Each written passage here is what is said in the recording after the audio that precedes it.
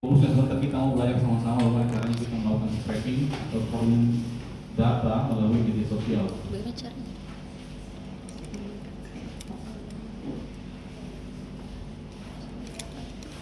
Kebalik.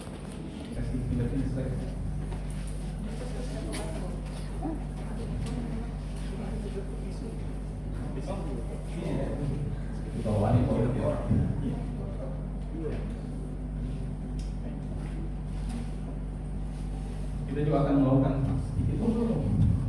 juga akan melakukan sedikit praktik ya.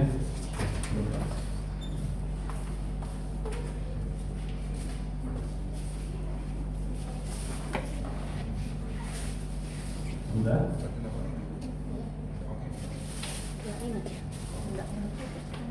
Ini teman-teman yang pakai nomor bersabar dulu ya. Saya bisa kawan ada yang cek mau lagi gitu. Ya.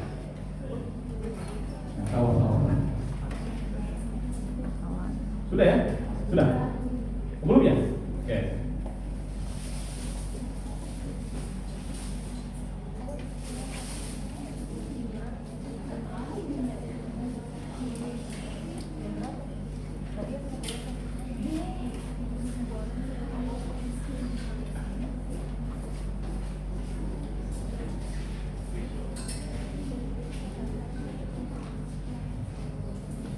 Sudah? Susah ya? Susah ya?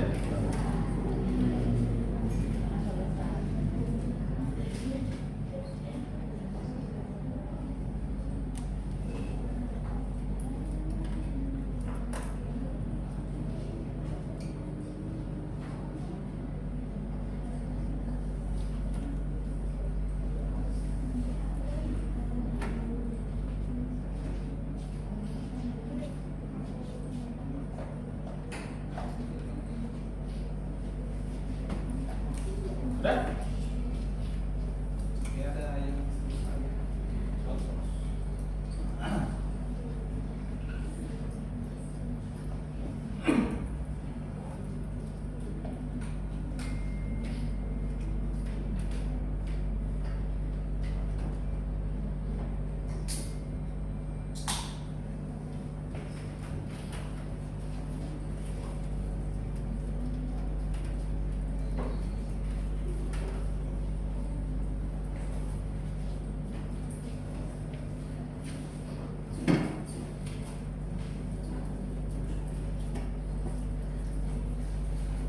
Jadi kita masuk dulu ke materi sambil sebentar setelah materi kita belajar ekstrak datanya itu bagaimana sih.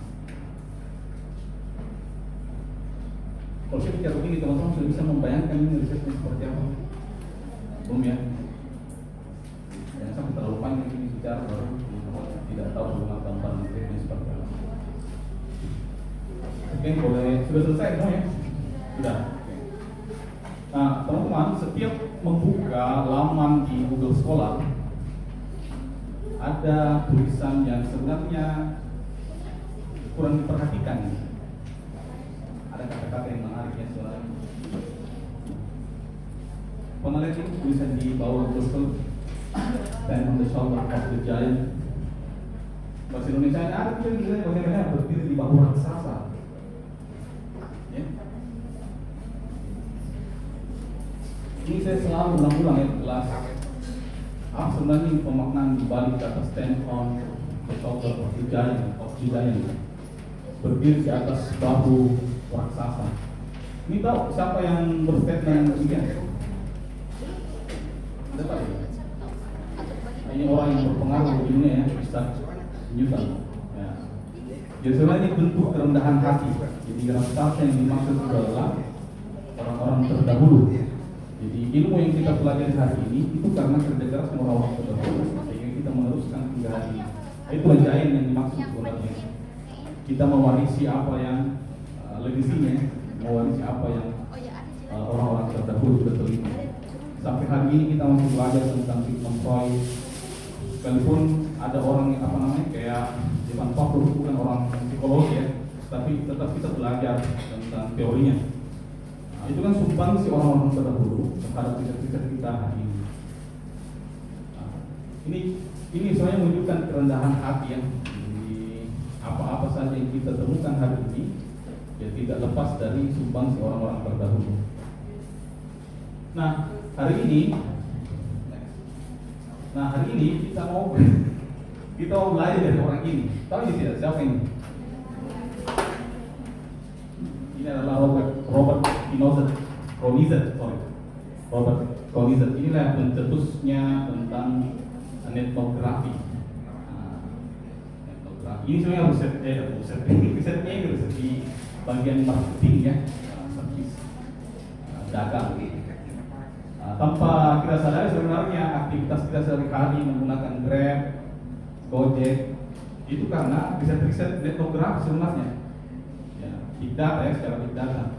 Itu katakan sebenarnya yang tidak perlu kita ketik lagi, yaitu big data sesuai titik.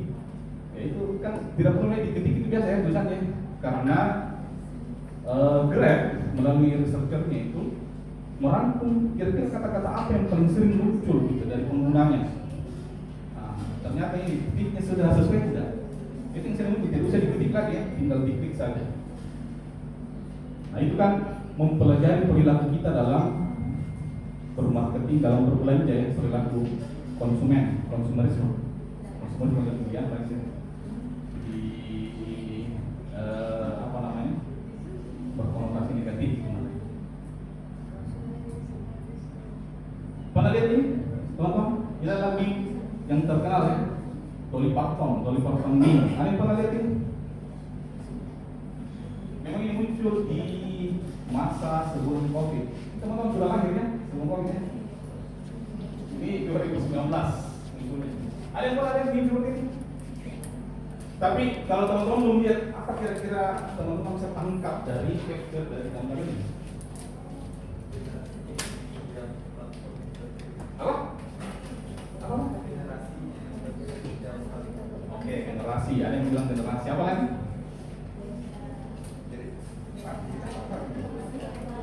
Beda karakter. Tuh, beda karakter setiap. Sebenarnya kita sudah mengambil gambarannya bahwa orang-orang membranding atau mempresentasikan dirinya berbeda di setiap platform. Artinya apa? Kita menangkap semacam kesimpulan bahwa media sosial membentuk perilaku manusia. Ini saya mau menjembatani ya supaya kita paham bahwa karena konteks riset kita kan manusia ya, psikologi. Supaya kita mau mengambil kesimpulan, bisa tidak ilmu psikologi melakukan riset etnografi? Gitu. Makanya saya kasih gambaran seperti ini, menjembatani ke sana. Dapat menjadi gambaran bahwa media sosial itu membentuk perilaku manusia dalam membranding atau mempresentasikan dirinya di media sosial ya. Kalau dia ingin, ini kan kalau ingin apa? Tahu tidak ini platform untuk apa? Ya pekerjaannya jadi terapi. Ada sebenarnya kalau di Facebook, coba beda-beda Instagram, mungkin persahabatan ya. Ini data kita. Lebih seksi. Jadi kalau laki-laki saja kalau perempuan, kalau pengumbar. Ini ya, kita dapat gambar bahwa media sosial membentuk perilaku manusia. Boleh ya? Nah ini muncul pertanyaan reflektif. Apakah hanya sekedar manusia yang apakah media sosial terbalik ini sebenarnya pertanyaan? Apakah media sosial yang membentuk realitas manusia di media sosial atau justru sebaliknya?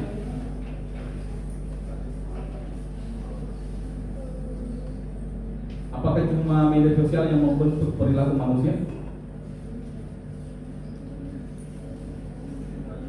Ya, timbal balik ya, atau sifatnya resiprokal sebenarnya.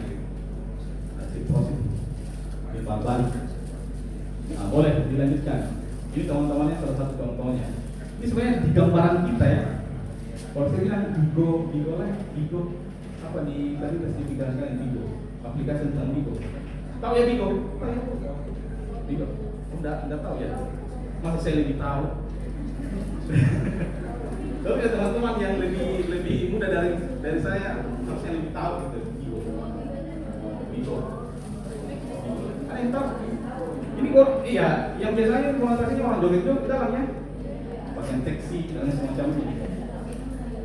Padahal yang namanya media itu ya seperti pisau ya. Media tidak ada unsur negatifnya, dia netral gitu. Tergantung siapa penggunanya. Tapi yang membentuk dia menjadi media yang buruk karena penggunanya. Artinya dari resiprokal itu manusia penggunanya membentuk media sosialnya.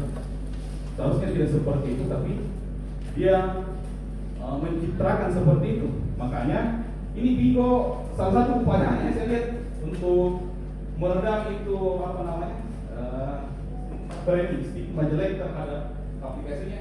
Dia kok kayak mau baca lama gitu di Bigo. Nah ini kan dari ada pusat-pusat batin dan lain-lain untuk memframe ya, untuk mengubah framingnya yang tadinya buruk menjadi lebih bagus. Ini lebih nyata lagi kalau teman-teman data OnlyFans, tahu tidak? Tahu? Masa tidak ada yang tahu? Jadi pura-pura tidak tahu. Tahu tidak OnlyFans? Tahu lah? Tahu ya? OnlyFans. Masa tidak tahu OnlyFans? OnlyFans. Oh, udah. Padahal sini cerita tentang media sosialnya seharusnya teman-teman tahu ya.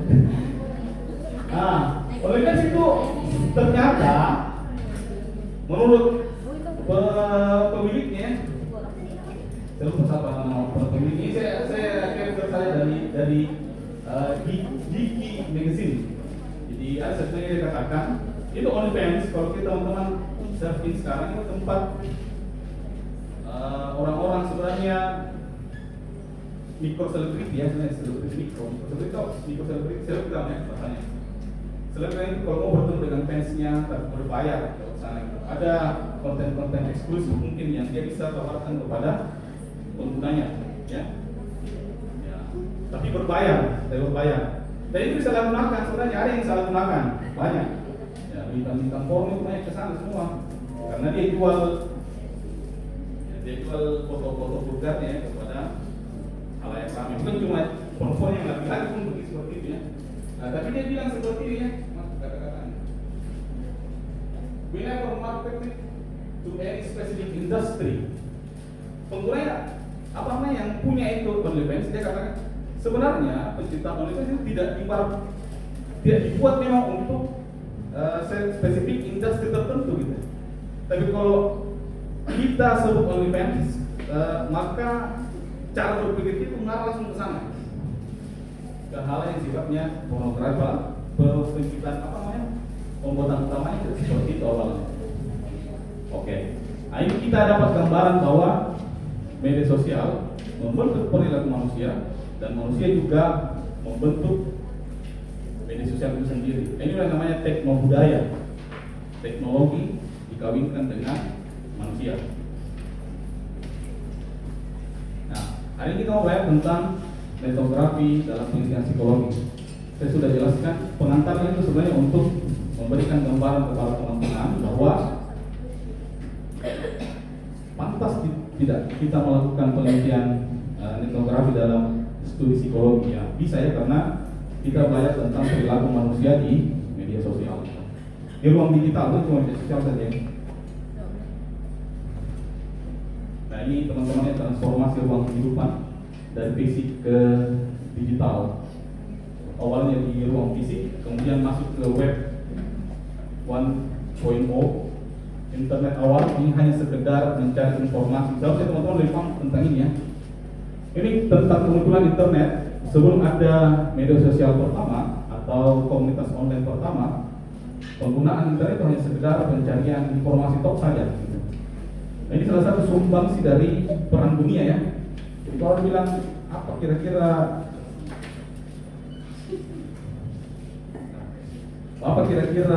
nilai positif dari perang dunia? Nah, nilai positif itu adalah kemunculan internet sebenarnya yang kita gunakan hari ini. Tes-tes di psikologi pun muncul dari perang dunia ya. Kalau teman-teman yang semester 8 tahu kenal dengan apa namanya?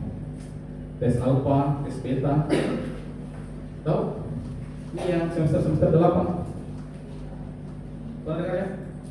Pernah diaplikasikan? Tidak ya? Alfa beta itu tes untuk merekrut tentara ya, sipil ke tentara. Nah ini satu arah saja, web 1.0. Sekarang masuk ke web 2.0 atau masuk ke era media sosial.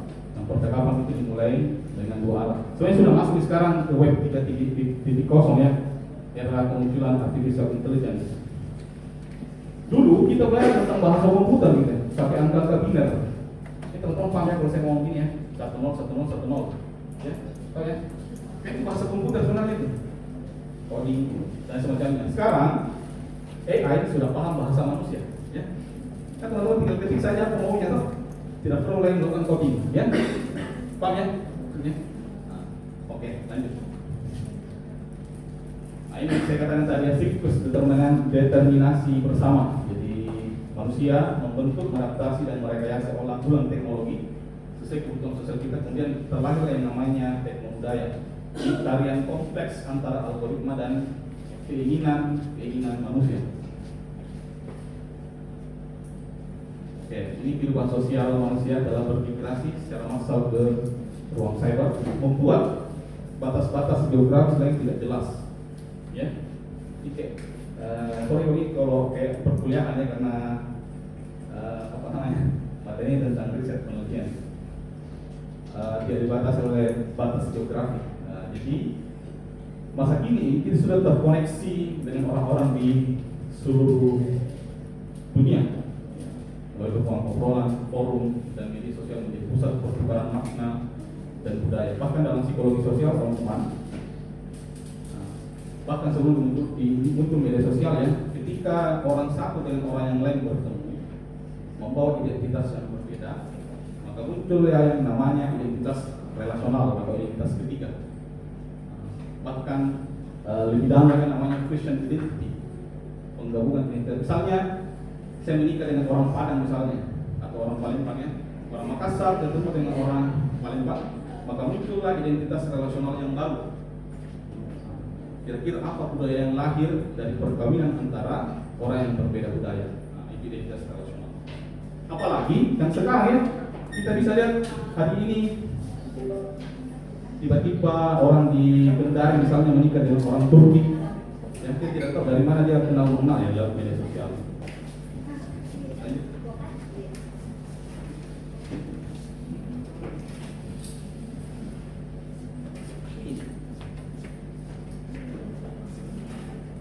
Nah, mengapa etnografi penting bagi psikologi? Ini karena kita lihat realitas baru ya.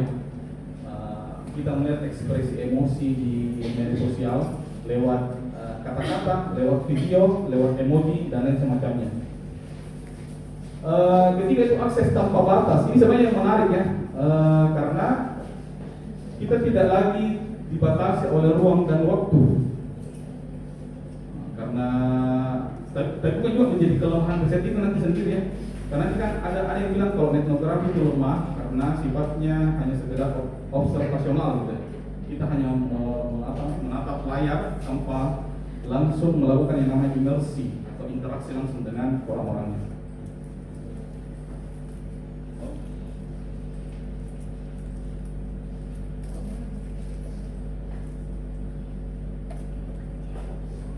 Ini komunitas menjadi komunitas digital sebagai lapangan penelitian baru.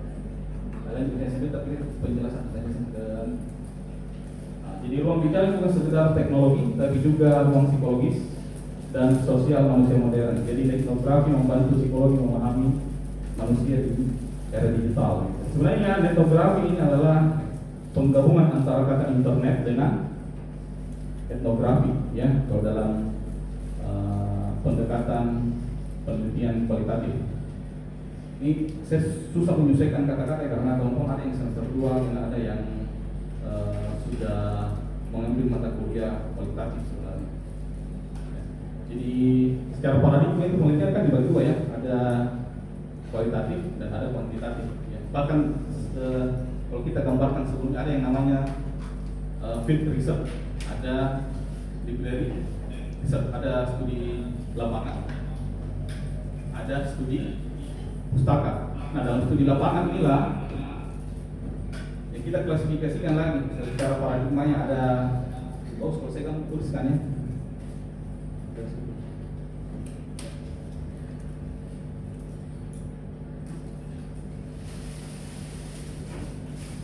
Klasifikasinya tadi ya jadi dua, kualitatif dan kuantitatif. Kualitatif itu ada pendekatan-pendekatannya lagi.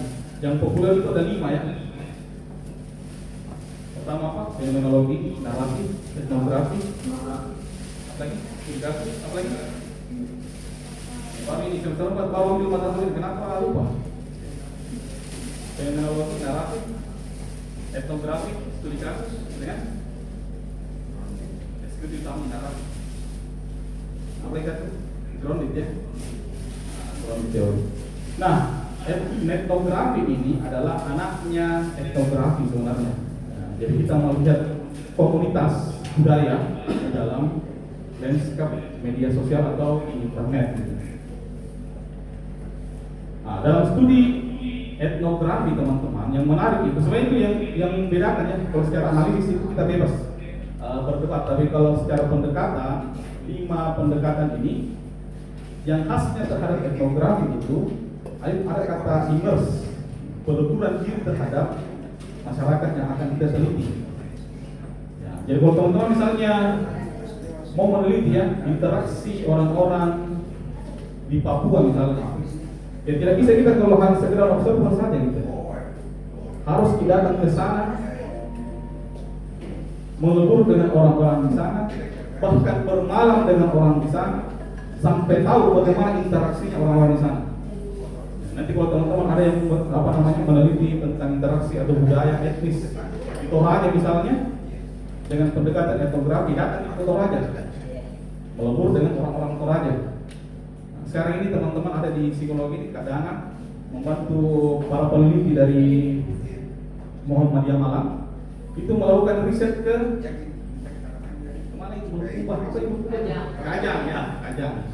Kajang. Ya bermalam ke sana, mendampingi ke sana.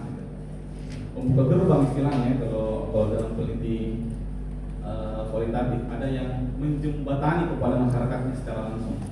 Nah, itu etnografi. Kalau etnografi perlu tidak kita melebur ke dalam? Perlu ya, karena untuk memahami konteks dari risetnya itu sendiri. Boleh kita lanjut dulu. Bukan sekedar teknologi ya, tapi ada pemaknaan simbolik di dalam yang bisa kita lakukan. Masalahnya begini teman-teman ya, studi etnografi itu selama saya pencariannya di internet itu tidak ada orang psikologi yang melakukan riset menggunakan etnografi hingga saat ini. Orang psikologi. Anehnya justru orang komunikasi melakukan riset psikologi melalui pendekatan etnografi. Ada namanya kalau teman-teman seperti yang di sekolah ada namanya Tika Mutia. Itu salah satu dosen di UIN Riau. Beliau melakukan riset etnografi terhadap percakapan obrolan orang-orang di media sosial terkait dengan mental health. Seharusnya ranah kalian, ranah kita ya psikologi. Nah, tapi yang melakukan riset ke sana adalah orang komunikasi. Nah, sayang padahal artinya kan sudah dapat gambaran bahwa risetnya itu tervalidasi dan boleh diterbitkan di jurnal. Artinya bisa dipertanggungjawabkan.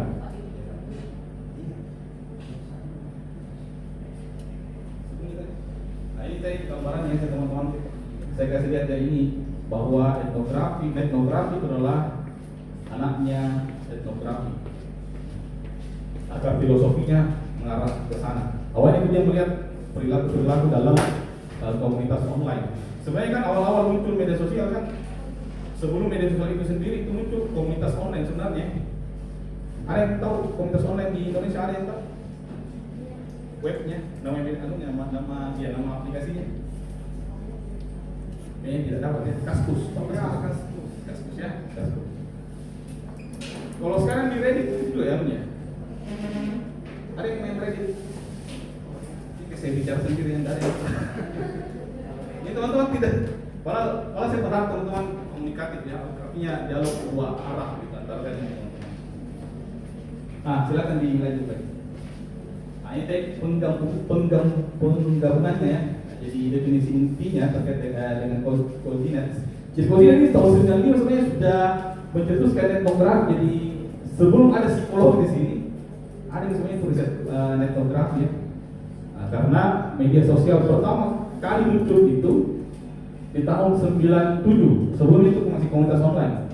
Kalau kita dari pertama itu namanya six degrees. Ada itu kan? Tadi itu ya.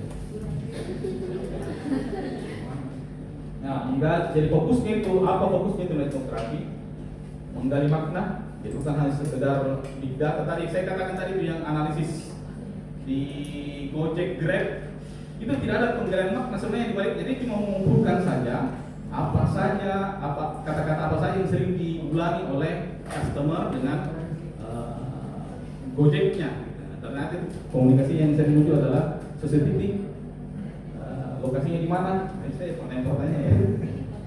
Menggali makna. Jadi tapi kalau dalam psikologi, risetnya etnografi kita menggali makna di balik kata tersebut. Ya sama kalau teman-teman meneliti ya dalam kuantitas misalnya ada pengaruh variabel X ke variabel Y. Orang tidak puas, mesti ada argumentasi apa pemaknaan di balik hipotesis tersebut gitu. Tentang ada pengaruh X terhadap Y. Kalau disebutkan saya berarti kan apa gitu. Tapi mesti ada penjelasannya, argumentasinya. Apa keterkaitannya X dengan Y ini? Nah, kalau tidak ada kan tidak ada. Oh iya, silakan. Iya, terima kasih Pak. Mau PPS ya teman-teman yang kita TPS. Bulan tadi. Iya. Makna dan pengalaman kultural. Jadi tidak bisa dikatakan.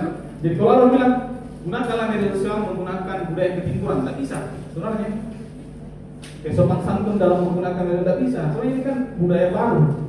Tidak bisa kita bawa identitas kita dan bawa budaya ketimuran. Ngomong kosong itu ya budaya ketimuran kalau kita menggunakan media sosial. Nah, ini terkait dengan segmentasi pasar gimana? Boleh lanjut. Nah ini teman-temannya bisa teman-teman perhatikan apa saja ruang-ruang dalam etnografi tradisional. Kalau tradisional itu desa atau ruang fisik, kemudian interaksi, observasi tatap muka, objeknya itu perilaku tubuh, tradisi lisan, dan semacamnya, atau peran peneliti hadir secara fisik. Nah, saya perlu jelaskan dulu ke semester 2 ini ya, karena kayak di kampung-kampung itu misalnya karena tidak banyak ruang kelasnya, jadi di kampung itu kelas 1, 2, 3, 4, 5. Kalau satu di gurunya mengajar, saya mengajar mahasiswanya itu karena beda kelas, beda segmentasi, jadi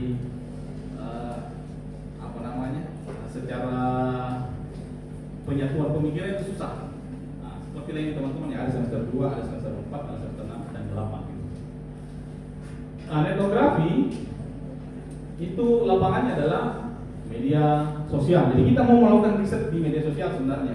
Itu secara gampangnya atau di internet. Jadi kita tidak lagi melihat ruang-ruang digital sebagai ruang hampa, tapi bisa kita turun lapangan ke sana. Interaksinya jejak digital dan percakapan online, teman-teman bisa cek. Risetnya pun teman-teman bisa cek di jurnal psikologi pun sudah ada. Tapi di jurnal psikologi itu belum secara eksplisit mengatakan risetnya sebagai riset etnografi. Dia hanya sekedar mengekstrak atau meng-crawling data dari data Twitter atau X ya. Jadi teman-teman mudah-mudahan paham ya. Nah, peran peneliti itu di mana? Pengamatan layar, scan base. Jadi kita mengamati layar sambil melakukan penyelaman terhadap data tersebut. Penyelamannya dalam bentuk apa? Penyelamannya ya pokoknya apa yang menjadi pencarian kita di HP harus itu terus. Misalnya teman-teman ya, apa yang paling populer hari-hari ini di internet, teman-teman tahu? Di Trends, coba cari di Trends. Saya cari di Trends. Jadi kita bisa lebih berinteraksi lagi ya.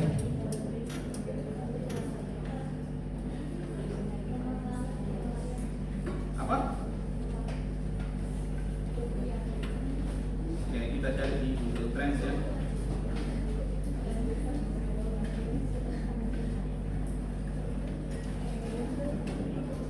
Apa? Rupiah dan dolar. Nah ini teman-teman yang pernah gunakan ini Google Trends? Tidak. Perlu ngomong lain etnografi ya.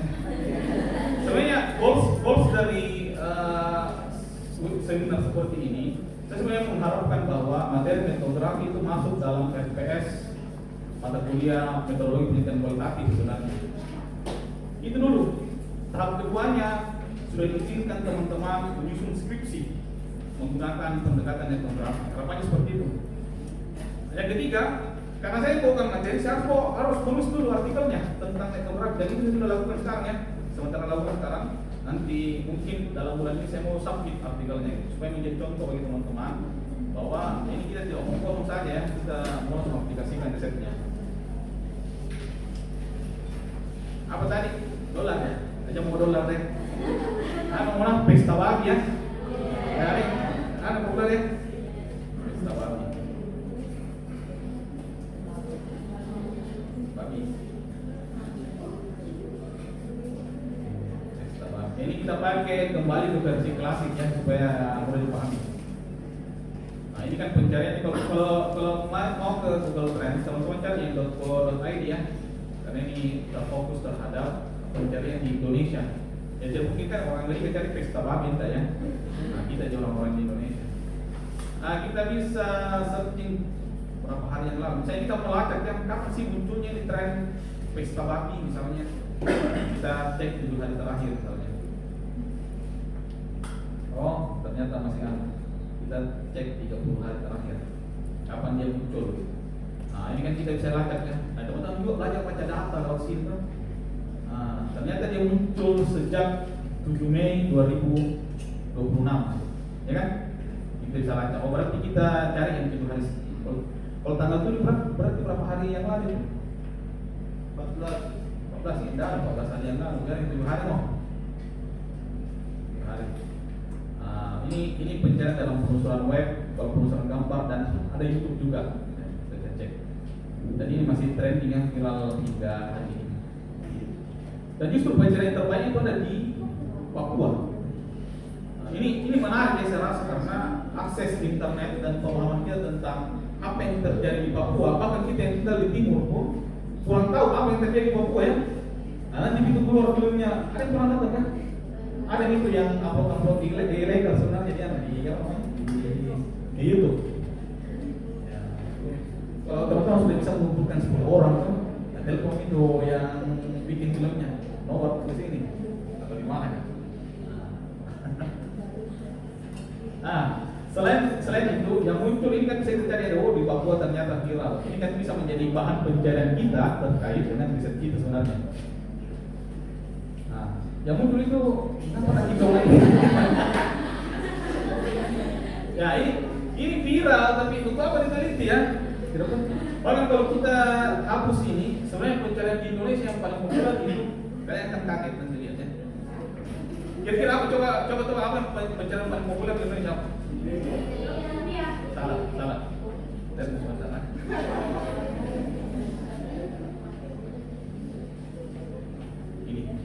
Ini lihat foto 12. Kira-kira itu foto 12.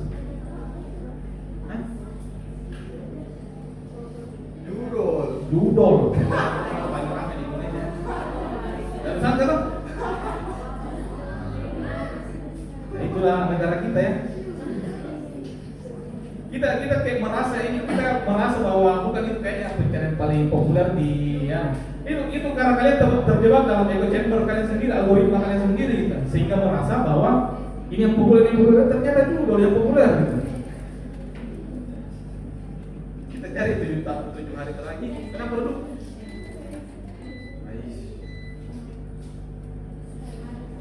Kita cari yang 30 hari terakhir. Nah, itu Raja Bandot. Wais. Kira-kira apa ya Raja Bandot? Judol ya? Nah, udah begitu apa namanya? Kata kunci yang ada. Nah, itu nih. 88 ada angkanya 8899. Nah, itu lah. Raja Zeus dan semacamnya. Nah, kita bisa mencari apa yang trending lewat sini. Ya, lewat sini apa yang trending. Dan harus relevan dengan keilmuan kita ya. Untuk apa Juni apa kita mau teliti dari sana? Kita jelas juga. Nah, kita lanjut ke materi. Saya mau cari apa supaya dapat gambaran lah tentang ini bisa seperti apa.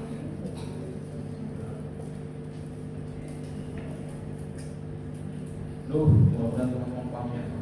Saya itu ekspektasi mulai tinggi terhadap peserta. Ya, tapi tinggi sekali ya. Makanya itu serius ke belajar. Nah, dari papan politik ini sebenarnya era kemunculan risetnya etnografi di web 1.0 itu muncul di awal 90-an. Jadi secara populer digunakan internetnya itu tahun 90-an sebenarnya. Karena awalnya itu internet cuma digunakan orang-orang di Paragon, orang-orang di tentara saja, militer. Dan nanti digunakan secara umum terhadap masyarakat sipil, yaitu di awal di era tahun 90-an. Dari awalnya muncul 95, saya lagi belum lahir ya 95. Tapi risetnya sudah muncul pertama tentang grup penggemar online. Masuklah ke era 2004, maraknya media sosial yang seharusnya ini menjadi tanda baru bahwa etnografi menjadi penting dalam dunia riset. Ini gambaran-gambarannya saya etnografi seperti apa, kreatif wajib, etnografi itu online, adaptif. Ada lagi namanya sini analisis data tadi seperti tadi yang Gojek dan semacamnya. Nah, ini 3 elemen dasar dalam etnografi, teman-teman. Ada inquiry, penyelidikan. Jadi teman-teman merumuskan pertanyaan riset yang digerakkan oleh dinamika budaya online. Kayaknya lebih mantap kalau kita langsung belajar tentang praktiknya. Immersion, keterlibatan dan interaction. Immersion ini tadi penyelaman diri. Jadi kalau teman-teman pernah dengar kalau mau belajar bahasa Inggris, pandai fluent dalam berbicara, jadikanlah semua yang ada di sekitar itu dalam bahasa Inggris gitu. Dari pencarianmu, apa yang kamu bicarakan, bicara sama istri, tidak mau temanmu pakai bahasa Inggris, pencarianmu di internet pakai bahasa Inggris, supaya jago bahasa Inggris. Nah, seperti itu juga immersion yang dimaksud dalam riset etnografi. Kalau teman-teman yang mau meneliti tentang pesta bagi misalnya tadi, ya pencarian itu pesta bagi terus gitu. Pokoknya tidak ada yang kalah nih kalau orang bicara pesta bagi, kamu yang jagonya gitu. Kalau jago sutradaranya. Sampai lu pahami, lu kuliti sampai kulitnya. Nah, itu maksudnya immersion, menyelam, mendalami riset interaction, berinteraksi dengan orang-orang yang membahas tentang riset-riset tersebut, atau masuk ke dalam komunitas pembahasannya. Komunitas yang dimaksud di sini adalah kalau kita cek di YouTube misalnya, dari YouTube dulu ya. Teman-teman ke YouTube pencariannya pesta bami, ini maksudnya adalah interaction yang maksudnya. Ya, pelajari komennya. Kan tidak ada film ini sebenarnya, tidak. Ini palsu ini. Ya, saya tidak tahu boleh atau tidak ya. Tapi ini orang buat filmnya pakai uang. Recording in progress. Benar tidak asing atau George Soros lalu Soros. Nah, ini komentarnya teman-teman pelajari. Kira-kira apa yang didiskusikan orang sih dalam sini? Nah, saya minta apa yang bisa kita pelajari di Twitter, X misalnya. Kenapa kok begini sekarang namanya kan? X ya, di X misalnya. Soalnya apa diskursus atau dialog yang terjadi di sini? Oh, kita sentuh yang tentang di Lakson ya. Kita cari di Explore. Ini ada trending sebenarnya. Nah, trending. Apa ada trending tidak pesta bagus ini? Tidak ada ya, Papua Selatan yang ada ini. Yang Arsenal ya, Buara. 22 tahun umur ya. Itu paham konteks loh. Harus jago. Jadi kualitatif di beberapa universitas, teman-teman kalau saya kasih tahu ya, di beberapa universitas riset kualitatif itu tidak dianjurkan kepada mahasiswa S1 sebenarnya. Dua alasannya, karena secara sensitivitas kita terhadap teori dan fenomena itu masih kurang. Makanya itu kan orang bilang riset kualitatif itu lemah karena dalam satu orang bisa berbeda persepsi, perspektif lah. Misalnya kita mau melakukan fenomenologi riset misalnya, pengalaman subjektifnya orang. Setelah kita 10 orang memiliki satu orang yang sama, maka 10 orang ini memiliki sudut pandang yang berbeda. Tapi kalau kita kawinkan 10 orang ini sampai mendapatkan satu rasi, itu baru menemukan riset yang paling mumpuni. Itulah triangulasi yang untuk menjawab keabsahan dalam riset kualitatif ya. Nah, ini pun tester juga masuk. Atau kita langsung ketik saja pesta bami misalnya. Tahu kita pesta bami, tahu kita? Ada tidak hashtag yang muncul dari pesta bami misalnya? Mana pesta bami? Tidak ada ya? Atau langsung kita klik apa namanya? Klik hashtag pesta bami.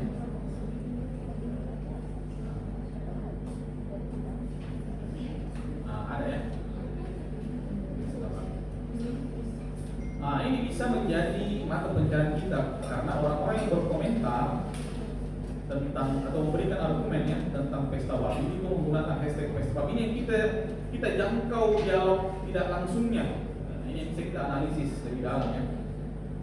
Kemarin itu ada ini sebenarnya ada apa namanya? Ada hashtag tandingannya juga. Apa itu namanya hashtag tandingannya? Para buzzer yang kuat lah ya. Nah, ini juga menjadi kelemahan dalam diri. Tapi sebenarnya itu yang menjadi keutamaan riset kualitatif kalau ada counter narasi yang terjadi gitu. Jadi bukan hanya sekedar orang-orang yang mendukung pesta babi saja, tapi muncul juga narasi-narasi yang menolak atau menantang gitu. Ada diskursus baru, ada antitesa terhadap dialog pesta babi. Itu yang penting sebenarnya. Kalau satu arah saja kurang menarik ya, kurang menarik. Jadi mesti dicari sudut pandang yang lain. Ini jam ini. Kalau yang awal saya sudah dijelaskan teman-teman, apalagi yang susah dipahami ya. Jadi apa saja yang bisa menjadi tipologi etnografi bisa kita pelajari dalamnya. Pertama itu pengalaman autobiografi peneliti. Yang kedua, yang sifatnya humanis, kita bisa cari narasi sosial, nilai, isu, kritis komunitas marginal. Sama ini Papua sebenarnya. Ini sebenarnya orang kita yang sampai muncul tadi ya, Papua bukan tanah kosong. Pola makro dari suatu budaya, merek, node, jaringan algoritma. Nah, kita pelajari nanti di post-viewer. Masanya teman-teman ada pernah menggunakan, ada yang pernah menggunakan post-viewer? Udah tahu gue ya. Kayak nanti saya kalau mengajar nanti di metodologi ya, mudah-mudahan. Yang begini-beginian ya, udah pernah lihat begini-beginian? Udah pernah lihat begini-beginian? Post-viewer. Ini kan bibliometrik ya, supaya kita lihat apa yang sering muncul gitu dari diskursus tersebut, gambaran besarnya. Ada yang pernah menggunakan ini? Ada? Pernah deh? Di riset? Sama siapa risetnya? Sendiri saja?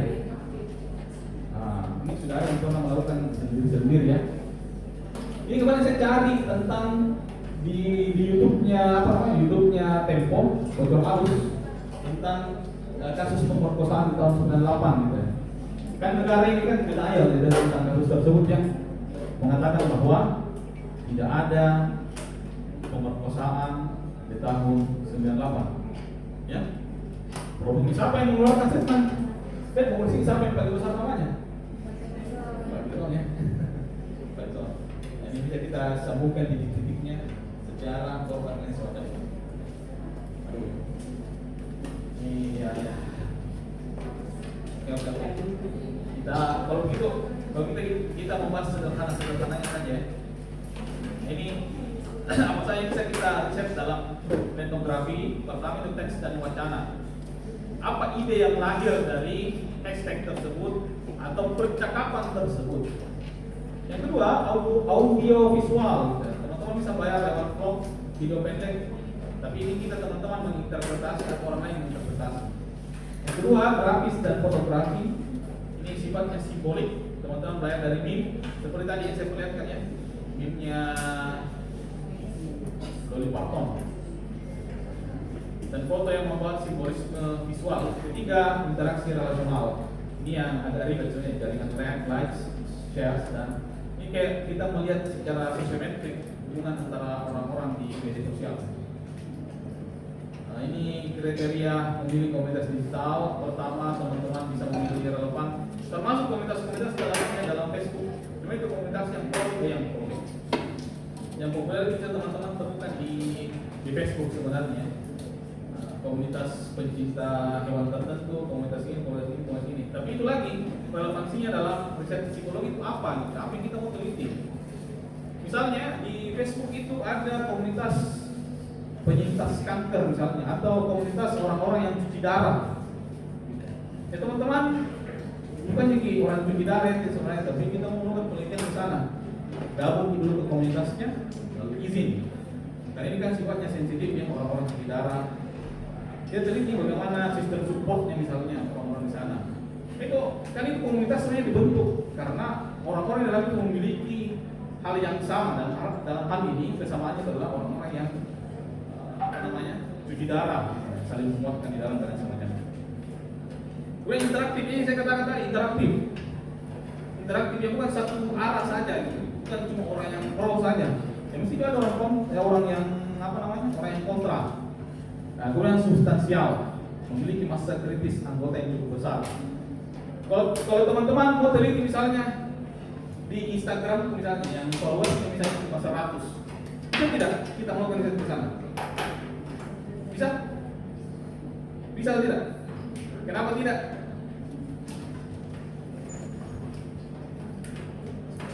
Saya sama-sama ya dosen ada siapa dosen yang populer teman-teman ikuti di Instagram? Ya, Profulis ya. Nah, Profulis. Atau Profulis behind the sign. Aish. Atau ini yang populer, Bagus Mulyadi. Sama, ini putra Okari ini pasti ini putra. Tapi kalian ikuti mana ini di Instagram? Hah? Oke, jawab. Kalau Bagus Mulyadi ada ikut Bagus Mulyadi. Kelewatan sekali. Mahasiswa kelewatan sekali kalau udah pelajari itu Bagus Mulyadi. Kalau Prof Sulis tadi kayak saya masih malas teman-teman tidak populer sama Prof Sulis ya, profesor dari UI. Dan kalau Bagus Mulyadi aduh kelewatan. Itu yang di Nottingham, jadi dosen Inggris. Tuh, udah ada yang tahu ya. Tuh. Mau cari kan boleh ada. Ini susahnya bicara kalau tidak relevan isi kepala dengan isi kepala kalian. Susah.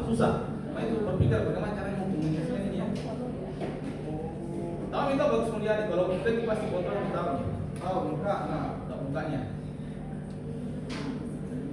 Nah ini.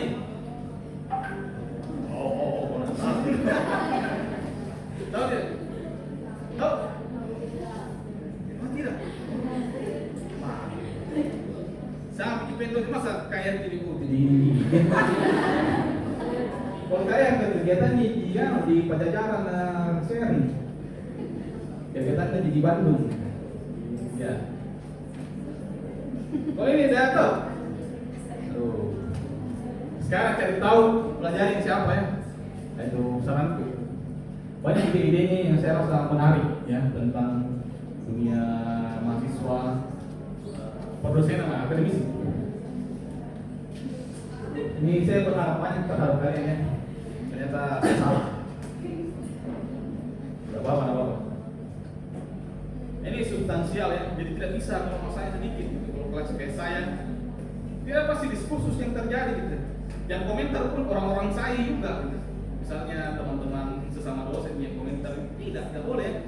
Jadi syaratnya itu dalam penelitian etnografi kalau kita mau belajar meneliti secara tekstual komentar-komentarnya, syaratnya itu adalah orang yang berkomentar di sana belum tentu atau tidak pernah ketemu di dunia nyata. Nah itu.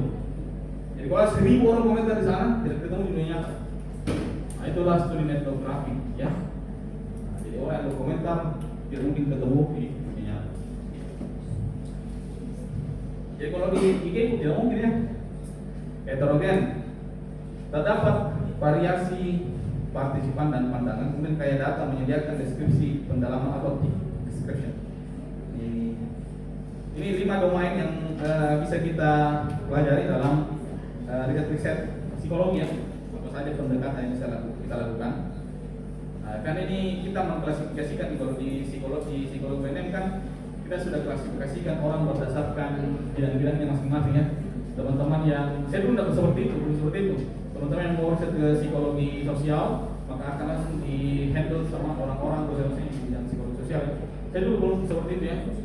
Orang-orang yang meneliti di psikologi pendidikan akan di handle oleh dosen-dosen yang di bidang psikologi pendidikan. Nah, apa saja peta fenomena yang bisa kita teliti? Pertama, echo chamber. Echo chamber, tahu echo chamber?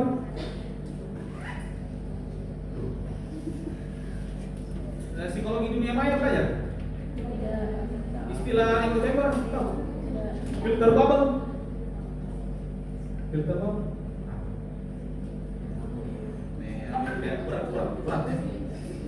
berat.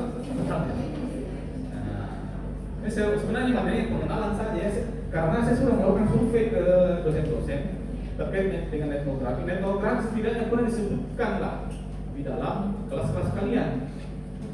Masa saya salah ambil data? Oke itu. Nah, jadi gambaranku, teman-teman, ada gambaran lah tentang etnografi. Oh, ternyata untuk ya, teman-teman kita di Unhas itu sudah bisa meneliti ini dan sudah disahkan bisa menjadi skripsi. Nah, seharusnya itu nanti kita juga mengusulkan itu ya. Jadi tidak perlu lagi turun lapangan gitu, ke orang untuk wawancara dan sebagainya. Ini step-stepnya. Nah, perlu saya kasih tahu rahasianya dalam riset kualitatif ya, teman-teman. Riset kualitatif itu intinya dalam analisis ini cuma satu saja. Iya, TPM ini yang akan kalian temui dimanapun ya. Intinya itu adalah mereduksi data. Ini saja. Data yang kita carikan temanya, data yang kita turunkan menjadi wacana kah, menjadi sentimen kah, jadi apapun itu. Ya, kita turunkan. Nah, makanya saya katakan tadi, kalau saya bilang teman-teman yang sudah lulus di kualitatif, satu-satunya instrumen dalam penelitian kualitatif siapa? Apa? Penelitinya ya. Makanya saya katakan anak S1 itu banyak dianjurkan untuk kualitatif di kampus-kampus lain karena masih amatir, orang bilang masih amatir ya. Tapi ada juga orang jago sebenarnya, jarang, lebih sedikit ya. Nah, kalau di kelas ini kayaknya adalah ya. Ini adalah tahap-tahap yang kita melakukan penelitiannya. Inisiatif, kemudian investigation, kemudian interaction ya, bersama dengan interaction, immersion, kemudian integration. Ini ada bacaan semuanya. Nah, jadi kita memilih masalah. Setelah memilih masalah, komunitas relevan yang kita lihat itu di mana. Terserah komunitas yang kita maksud ini bisa memilih berdasarkan media sosial. Kita mau menggunakan platform yang mana? Teman-teman mau pakai X, jadi kita melihat itu sebagai media komunitas ya, atau media budaya di dalamnya. Kita mau pilih X kah, mau pilih Threads kah, mau pilih YouTube kah, mau pilih Instagram, juga terserah. Mau dikawinkan antara media sosial satu dan media sosial yang lain, silahkan ya. Karena kita melihat bahwa setiap media sosial itu konten dan orang komunikasi dalam itu aneh-aneh, beda-beda ya. Ya biasanya itu kalau ada orang komentar di IG, kemudian kayak nyeletuk tidak jelas, ada bahasa seperti ini. Saya kembali ke Facebook, kalau masih bicara komentar, pernah baca seperti itu ya? Ya, atau ada komentar-komentar jelek ke TikTok mau kau jangan mau di sini. Nah, itu kan kita sudah mengidentifikasi sebenarnya bahwa media sosial itu punya bahkan cara komunikasinya pun berbeda. Immersion, peneliti melebur, ini yang paling penting sebenarnya dan merefleksikan diri. Kemudian integration, pengkodean, tematik, ini analisisnya. Ini pengenalannya mulai dulu ya, kalau analisnya. Pengenalannya saya teman-teman tidak kenal, apalagi analisnya lebih ribet lagi. Kemudian incarnation. Nah teman-teman tahu ya, saya sementara kerja sama riset, sebenarnya sama anak semester 2 riset seperti ini. Ada 3 orang. Nah, 3 orang. Teman-teman kalau mau riset ya, teman-teman teman-teman yang kalau ada ide yang menarik ya. Bisa panggil kami untuk mendampingi riset ini. Tidak harus deskripsi kalau mau didampingi. Teman-teman kalau mau riset bebas silakan. Kita sangat terbuka ya. Nah, jantung metodologi itu adalah immersion. Immersion yang penting. Karena topik ini melakukan jurnal terhadap catatan penyelaman data kita itu penting. Karena begini teman-teman ya. Apa yang terjadi pada masa itu terkait dengan topik pencarian kita belum tentu diskusinya akan sama di beberapa bulan selanjutnya. Saya bisa kasih contoh. Ada yang populer dengan hashtag kabur aja dulu. Itu kabur aja dulu bicara tentang apa? Banyak mau pergi ke luar negeri, mau jadi diaspora, kecewa ya. Apa bahasa Inggris yang kecewa? Disappointment ya. Kecewa dengan situasi Indonesia. Makanya itu kan orang bilang sebenarnya kabur aja dulu itu muncul karena dipengaruhi oleh Indonesia gelap sebenarnya. Tapi sebenarnya tidak, bahkan kabur aja dulu itu sudah ada sebenarnya, tapi diskursusnya berbeda, makanya itu perlu ada penyelaman data kita. Setelah saya cek, saya kan melakukan sedikit ya. Setelah saya cek, itu sudah muncul di tahun 2023. Tapi pembahasannya belum dalam belum dalam bentuk protes sebenarnya. Tapi masih diskusi kecil. Kalau dia mau kerja di luar negeri itu saja. Tidak sangkut pautnya dengan keadaan Indonesia, politik, ekonomi dan semacamnya. Ini pendalaman jurnalisme seperti ini yang mesti kita miliki kalau kita mau melakukan penelitian kualitatif. Nah, ini yang penting ya teman-teman, etika dalam penelitian kualitatif. Pertanyaannya, apakah etis kita mengambil data publik? Etis tidak? Apa ini? Kenapa? Etis tidak? Apa alasannya boleh nih?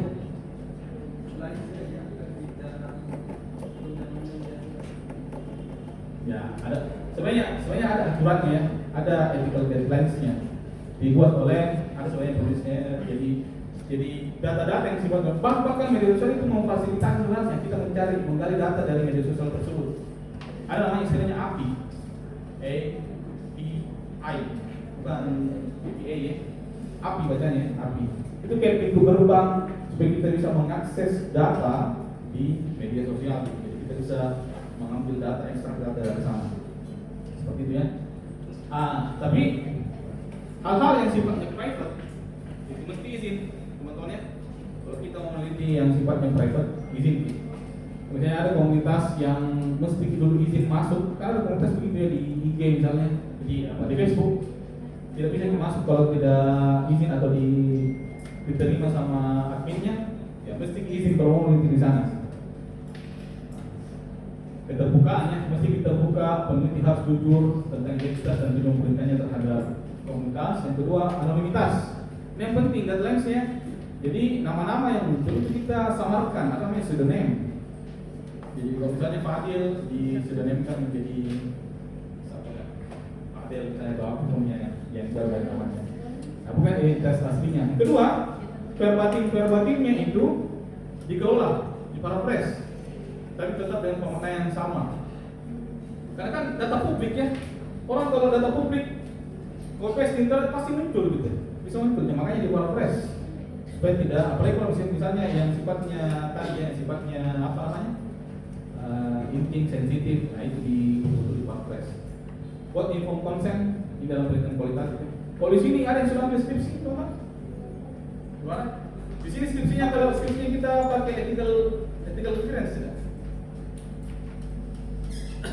Ada proses etik tidak? Tidak ada. Oke, kalau saya bilang kata-kata baru semua ethical clearance ada? Tidak ada tahap ethical clearance gitu, bahwa riset kalian itu aman.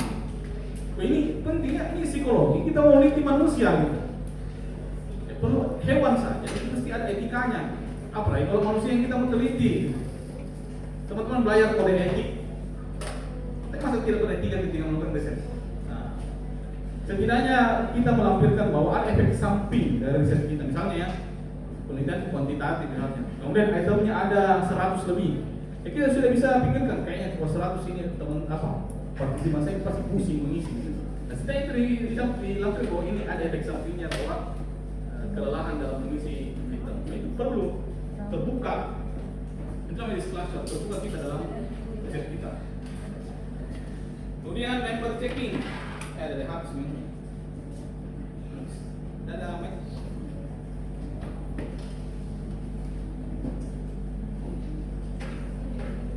Tes.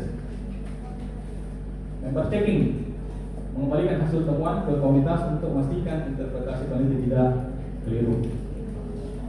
Misalnya hasil penelitian kita itu di-share kembali kepada komunitas di mana kita melakukan riset. Kurang lebih seperti inilah area abu-abunya. Semua cara kita melakukan ethical clearance. Ini penting ya, saya rasa psikologi mesti mengusulkan ini. Kita usulkan ke fakultas supaya dalam melakukan riset ada setidaknya ethical clearance. Saya dulu waktu S2 ya, ada teman saya melakukan penelitiannya itu saya tidak tahu bagaimana, tapi dalam eksperimen, dan dia mau kasih intervensi memperlihatkan video-video disturbing, itu sadistik. Tidak boleh keluar surat izinnya untuk melakukan penelitian. Itu kan penting, perlu ya. Nah, kalau orang tidak dicek apa dampaknya itu risetnya, itu bahaya sebenarnya. Mesti dicek apa dampaknya kalau penelitian itu dilaksanakan. Nah, kalau tonton tahu ya risetnya itu apa namanya? Zimbardo kan? Siapa jika kalian tahu itu? Orang psikologi. Tuan jika Sigmund Freud itu entah yang Bandung lah. Itu tuan kita tahu. Ini yang kontemporer yang baru. Philip Zimbardo. Tahu ya? Boleh baca boleh. Nah, Philip Zimbardo. Ini yang terkenal tentang risetnya Stanford Prison. Dan tahu juga. Jadi risetnya pakai manusia, tapi ujungnya kan berantakan, sadistik, saling menyakiti. Akhirnya muncul sebenarnya itu etika dalam riset psikologi pasca kejadian tersebut. Muncul itu kode etik sebenarnya. Bagaimana kita menghadapi manusia baik dalam situasi klien dan psikolog maupun dalam situasi riset. Penting, ya, karena jadi tahu apa efek sampingnya itu, apa ke depannya, kan kita sudah bisa memprediksi apa dampaknya riset kalian. Nah, ini saya ceritakan tadi ya, bahwa ini semacam, kalau saya bilang ironi ya kalau dalam dunia riset kita, karena orang yang pertama meneliti tentang mental health di media sosial menggunakan etnografi yang sebenarnya ada di sebelumnya, tapi untuk ini orang komunikasi gitu, Ika Mutia, orang dari Riau. Ini sebenarnya yang saya mau panggil jadi pembicara ya, tapi tidak jadi karena katanya kalau mau jadi pembicara itu offline ya, saya mau jadi pembicara. Nah, jadi dia mengumpulkan data ya, 534 tweet total postingan, banyak ya. Ini namanya big data ini. Jadi tapi setelah pernah lihat kan semacam gambar prisma.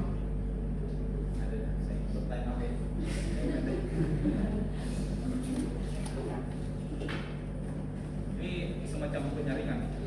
Kenapa ini tidak ada yang pakai?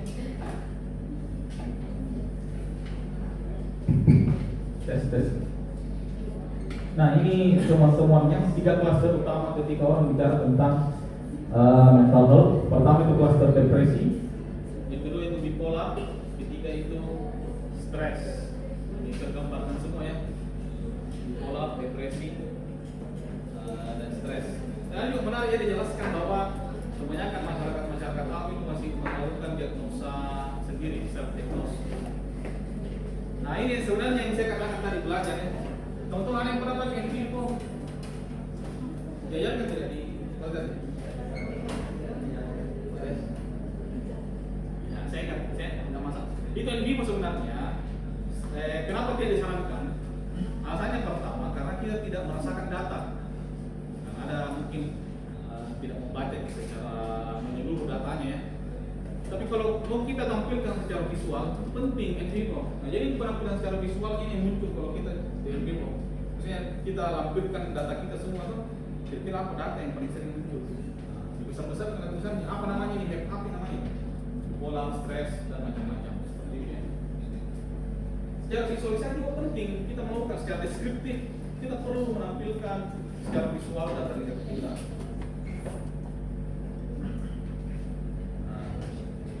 Kita terakhir kelebihan dan kelemahan etnografi sebelum kita praktek. Ya. Ini kelebihan dan kelemahannya. Ada kelemahannya, banyak kelemahannya banget ya. Kelebihannya itu bersifat natural, dia rekayasa. Orang berkomentar di media sosial kan bukan tidak arahkan ya, secara natural terjadi dan itu tercapture di media sosial masing-masing. Kemudian terekam secara real time. Sehingga karena sudah terekam, tidak perlu, misalnya kalau kita melakukan riset ya, saya sebentar ini melakukan riset tentang Papua Lives Matter misalnya. Itu muncul karena ada istilah Black Lives Matter, apa ada Black Lives Matter? Ya, nah itu kan muncul hashtagingnya. Setelah hashtag tersebut muncullah juga orang karena orang Papua itu mengidentifikasi dirinya sebagai orang-orang berkulit hitam, muncullah istilah Papua Lives Matter setelahnya. bisa kita teliti. Dan itu terjadi di tahun 2019 ya, sebelum COVID. Saya akan ekspresi emosi, kejujuran, katarsis, bahkan kita merasa ya.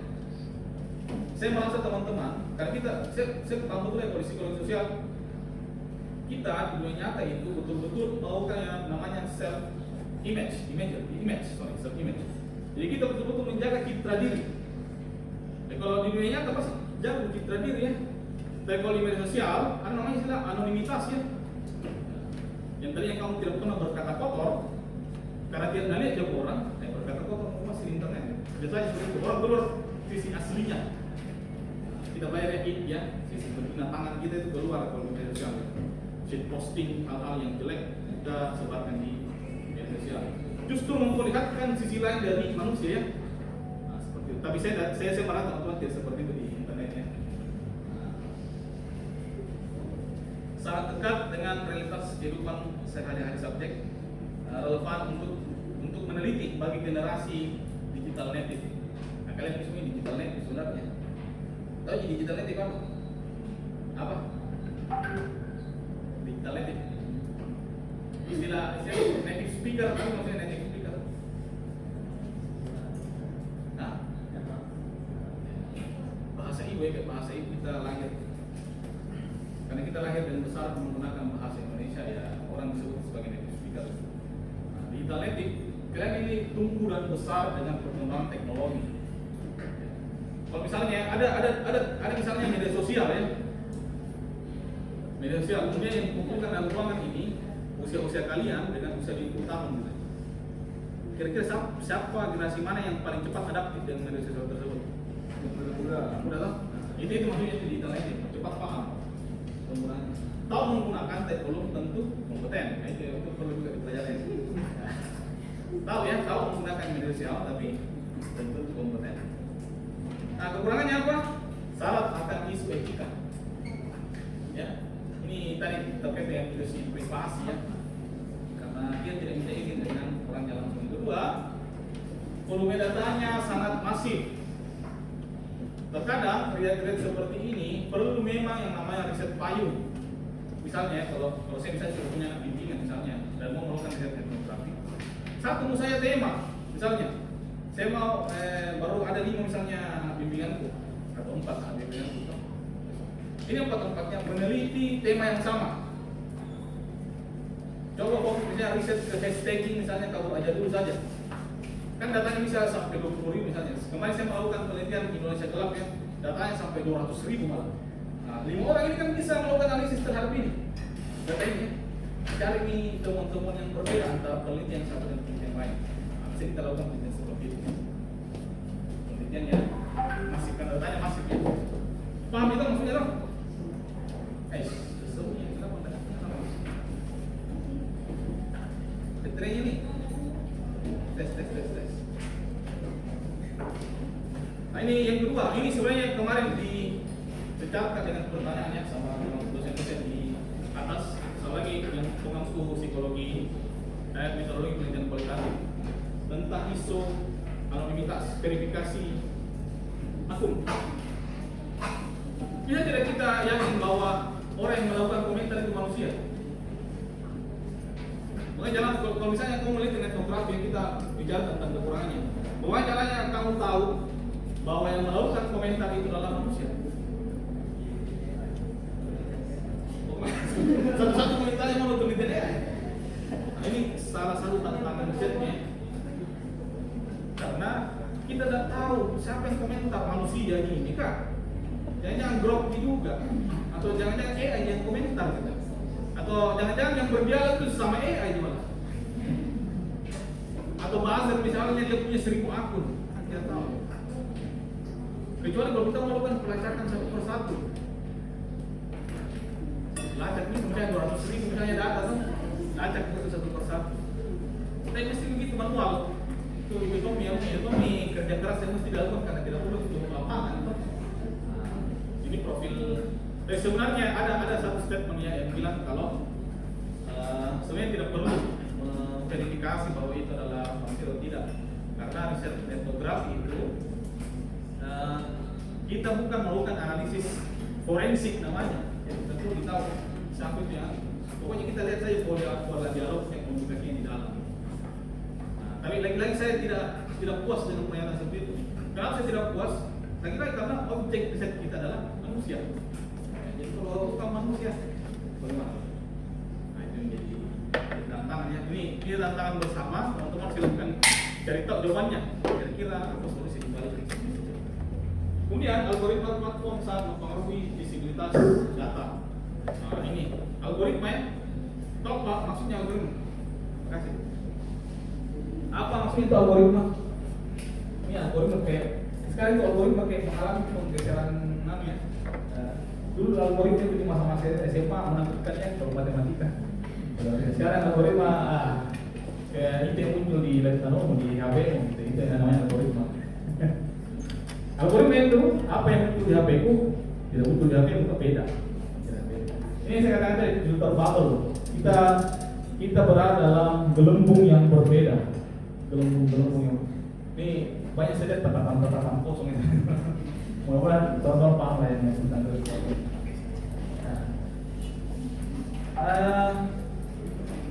Ini adalah hermeneutika digital. Dalam konteks ini sebenarnya sebagai penutup saja teman-teman, bahwa data mentah, jumlah teks dan lain semacamnya itu yang kita lihat sebagai orang-orang yang melakukan analisis data secara big data ya, tapi lihat pakai kacamata orang-orang psikologi, apa makna dibalik perkataan tersebut, apa emosi, bahkan emosi yang kita bisa gali dari perkataan tersebut, kejauhan seperti apa. Makanya penelitian saya tentang Korea ini saya sudah melakukan penelitian ya. Itu datanya ada sekitar 13.000. Setelah melakukan klinik kan banyak komentar-komentar yang tidak nyambung toh. Ada judi online lah, ada yang jual beli, macam-macam yang tidak nyambung dengan riset kita. Itu yang diklinik dihapus. Nah, kalau di penelitian kuantitatif ada extreme outlier ya, yang ekstrem kiri, ekstrem kanan yang bisa mengganggu kenormalan data, kita bisa singkirkan buang dari data tersebut. Nah, begitu juga dengan kualitatif ya, kalau jelek kita buang. Makanya dari 13.000 data, setelah melakukan klinik ada sekitar 9.000 data yang saya analisis kembali. Nah, dari 9.000 data itu saya baca satu persatu lagi, muncullah semacam 3 atau 4 tema riset yang saya lakukan sekarang. Ada yang membahas tentang humor, kebahagiaan kan ini emosi banget ya, humor, amarah, bahkan sampai ke tahap relasi, anonimitas kolektif gitu. Semana orang-orang di dalam media sosial ini memiliki kesamaan paham yang sama gitu, relevan di semua. Misalnya kalau saya bilang huruf apa, paham huruf apa, paham kan? Ada yang tidak paham, ada yang paham. Tapi ini kan ada yang relevan, ada yang tidak paham. Di media sosial seperti itu paham. Istilah apa namanya? Itu kabur aja dulu ya. Ada statement yang bilang kabur aja dulu ke Jordan. Kira-kira siapa yang nasibmu itu? Ke Jordania. Siapa kira-kira nasibmu itu Jordania? Hah? Siapa? Prabowo ya. Nasibmu. Jadi di masa memanas konflik ya, Prabowo itu pernah dikabur aja dulu ya, pernah dikabur ke Jordania sebelum kembali ke ini baru semua Natal guys. Nah itu kontekstual seperti itu, bahkan orang banyak yang tidak paham dengan orang yang paham.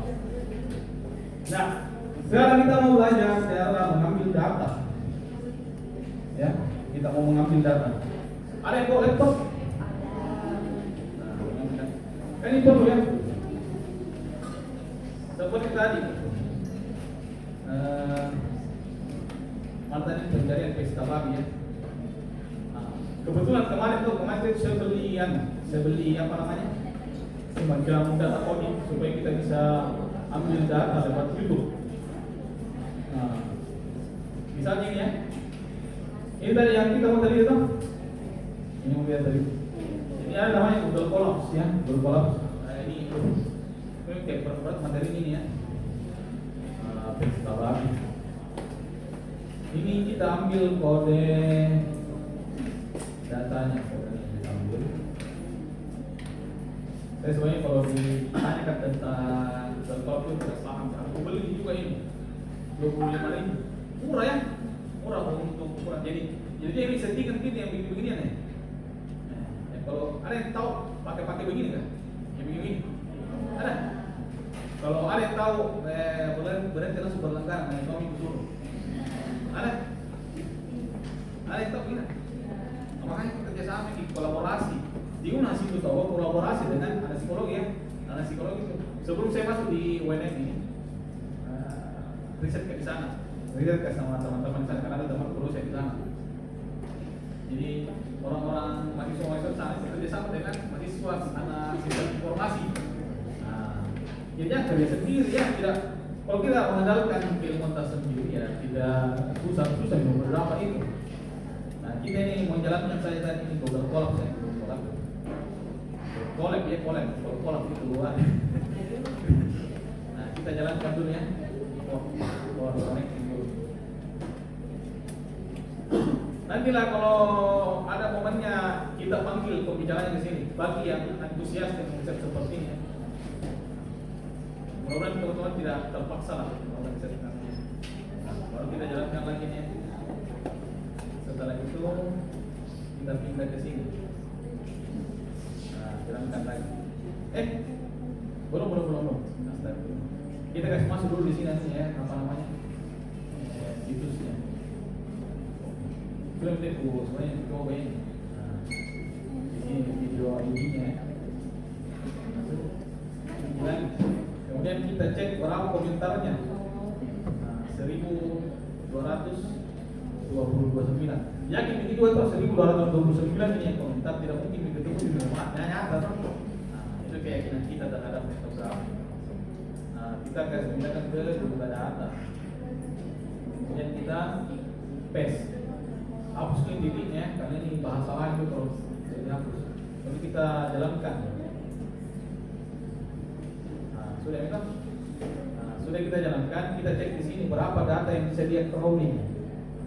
Dari 1200, oh ternyata 1084 yang bisa diambil. Banyak ini, lumayan, banyak sekali. Bisa ini satu skripsi lah. Gampang sekali, dan makanya itu dalam analisisnya harus juga maksimal karena terlalu gampang ambil datanya. Nah, kemudian kita jalankan di sini. Nah, kumpulkan ini semua data-datanya dari tanggal komentarnya, username-nya siapa, komennya siapa, dan berapa like-nya.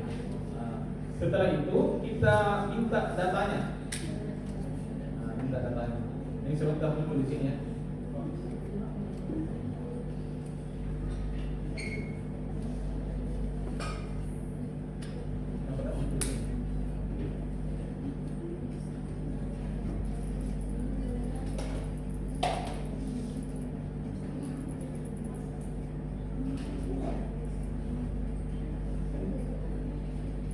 Untuk datanya itu data langsung kita klik download. Sini mau apa namanya? Pesta babi.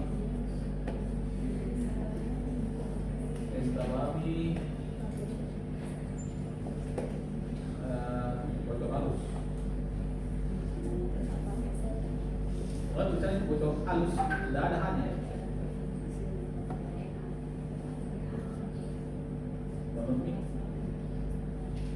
Kita cek datanya. Kurang lebih seperti ini. Inilah yang nanti kita analisis. Sebelum dianalisis dulu kita lakukan cleaning ya. Cek satu persatu lagi. Ada 1000 komentar yang bisa kita baca. Nah, lihat tadi dong. Ya dibaca saat lah. Inilah yang namanya tenggelam dengan data. Tenggelam dengan data. Jadi orang kalau mau melakukan penelitian kualitatif mesti dulu akrab dengan datanya gitu. Orang kalau mau meneliti kualitatif baru tidak mau akrab dan tidak paham dengan datanya. Mesti dibaca satu-satu. Biar mau ada yang bilang XPDA, ada yang bilang Epico, ada yang bilang apalagi satu namanya yang aplikasi apa namanya itu melakukan riset kualitatif. Atlas. Mesti dia juga baca satu persatu. Gitu. Nah, ini komentar-komentar ini nanti dianalisis satu-satu. Bentuk teknik analisisnya terserah analisis datanya. Teman-teman mau pakai sentimen kah? Mau pakai wacana analisis kah? Mau pakai wacana kritis ya? Mau pakai tematik kah? Terserah. Di kualitatif itu bukan disebut di kuanti. Kalau di kuanti kalau mau korelasi harus uji korelasi. Jadi kalau mau korelasi mau regresi ya gitu ya. Kalau mau uji pengaruh mesti regresi. Kalau mau uji beda mesti uji T. Kalau mau uji beda lebih dari dua kelompok mesti alfa misalnya. Ya, macam-macam. Kalau kualitatif itu terserah, tidak ada pakemnya. Jadi pakem. Maka kalau teman-teman ya di jurnal kualitatif, saya tidak pernah dapat di jurnal kualitatif. Orang menulis di artikelnya dia tidak pakai orang ketiga. Jadi seperti menulis novel, etnografi. Jadi cerita ada riset etnografi yang cerita. Ketika saya datang, baik itu jurnalnya kayak baca novel. Ketika saya datang ke Sumatera, saya datang ketemu dengan orang ini, saya bermalam di sini. Begitu caranya dia bercerita. Kualitatif boleh, kualitatif mana boleh begitu. Bisa ya. Tapi bukan berarti saya juga kalau contohnya kuantitatif yang dan ya semua masing-masing di kelemahan dan kelebihan. Ini ya, ini komentar-komentarnya yang bisa kita pelajari. Nah ini paham kira-kira kalau dibaca teksnya ini. Mungkin tidak. Ada istilah baru sekarang sebenarnya. Ini maksudnya kontekstual yang melatih sensitivitas para peneliti. Paham kita ini konteksnya. Kalau saya bilang dulu 9 naga, sekarang yang bergelar hanya ratus dan dibantu pejabat serakah buat merusak alam Papua. Tahu itu haji maksudnya apa? Sekarang itu muncul istilah 9 haji, lawannya 9 naga. Oh, udah tahu guys? Nah itu juga saya juga mengatakan teman-teman ya karena itu lagi-lagi tentang algoritma yang apa yang muncul di HP saya pasti beda dengan pencarian karena saya kan antusias juga dengan politik dan lain semacamnya. Yang muncul sekarang 9 naga. Salah satunya Haji Kalla, Haji Isam, siapa lagi? Beda semua, beda. Dan menariknya ini 9 haji, dia tidak terpusat di kota Jakarta. Dia di daerah-daerah semua, ada di Sumatera, ada di Makassar, ada di Kalimantan, Haji Isam di Kalimantan ya, ada di mana-mana, tersebar di mana-mana. Dan jenis bisnisnya pun beda-beda. Kalau 9 haji ini barang mentah semua, barang tambang, sawit, yang gitu-gituan. Kalau 9 naga kan tidak ya, 9 naga itu barang jadi, sudah melalui tahap hilirisasi. Nah ini yang saya maksud tadi, memahami konteks risetnya, paham dengan konteks yang terjadi di Indonesia. 9 naga, kemudian dikait-kait dengan 9 haji, oh ini maksudnya. Ini yang mau saya mungkin susah kita temukan ke anak-anak S1 gitu kalau secara pencariannya pun berbeda. Dulu saya sebelum di UNM kan pernah ngajar ya di Purwokerto. Nah, saya cerita kalau saya pernah menulis deskripsinya itu tentang komentar rasis di bukan komentar serangan terhadap membernya BTS. Ini supaya nyambung kan yang banyak perempuan kan BTS. Salah satu personilnya ada kayak personilnya itu yang komentar dinilai komentar jelek terhadap agama tertentu. Siapa itu? Oh ada yang ikut BTS, bicara BTS malah lagi karena tidak orang tahu. Tidak tahu, RM ya.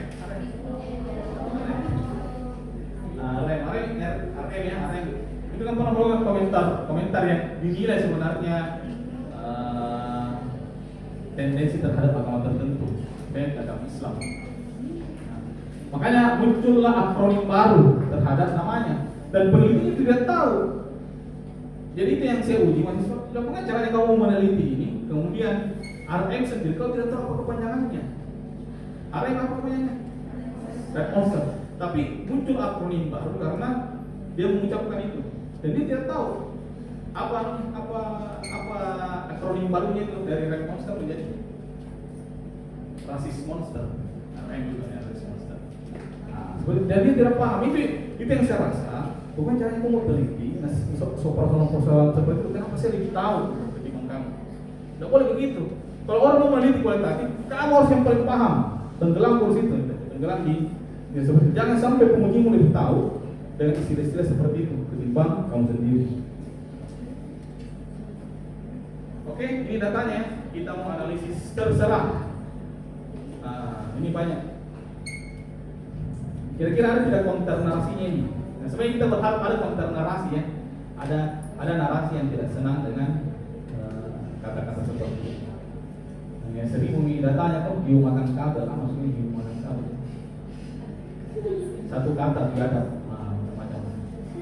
Nah, sekarang kita mau lihat, karena misalnya ini kan kita masih mau dapat gambaran kasarnya, gambaran besarnya ini data, pakai post viewer gitu.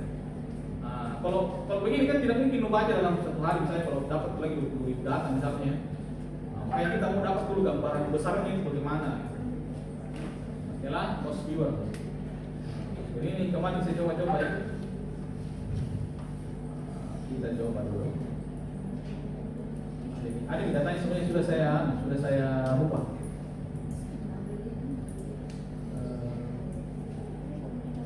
Oke, stop.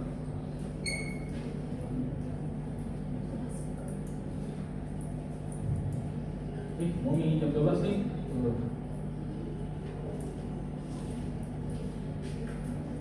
Gimana saya tahu kalau sekarang ini sudah ubah datanya.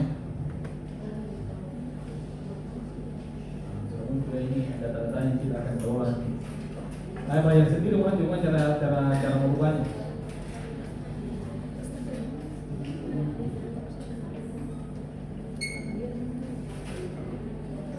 Berarti mata di pesta baru. Kemudian kita cari data yang sifatnya map.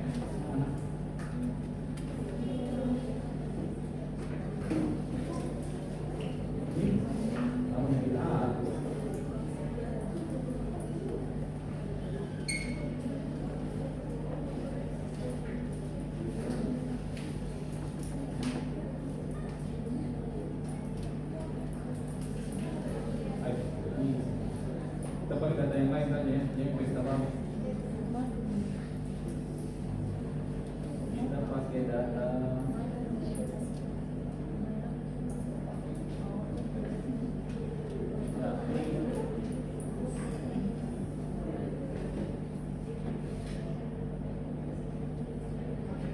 ini data-data yang saya analisis kemarin nih.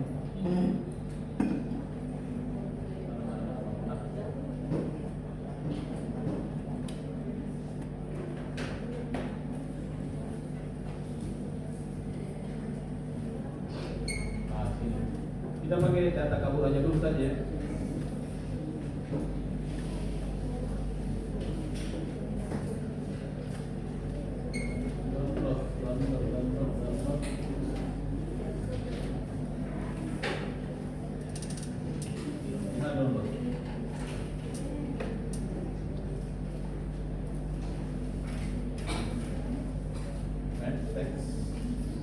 Kemudian kita ke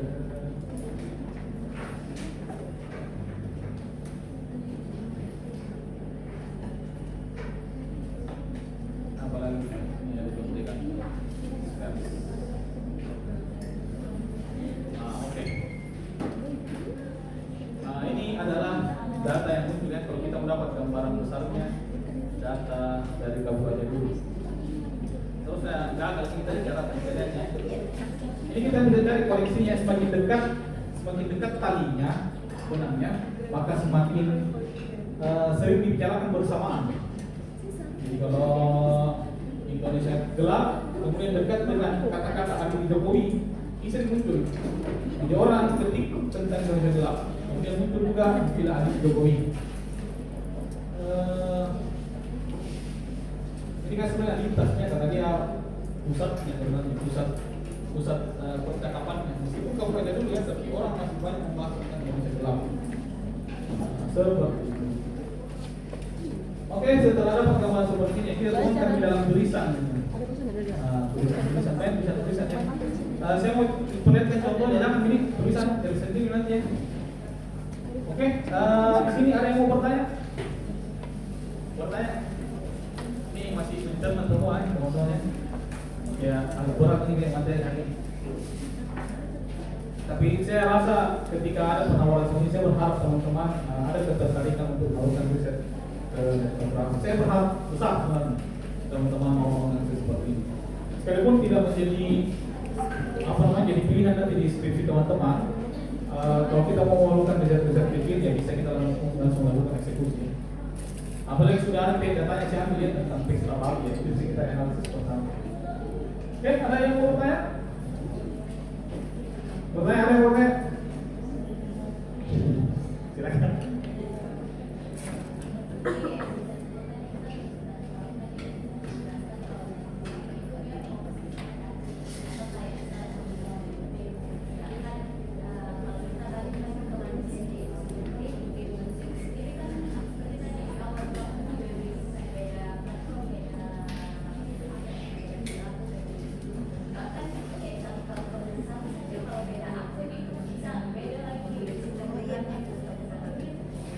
Iya.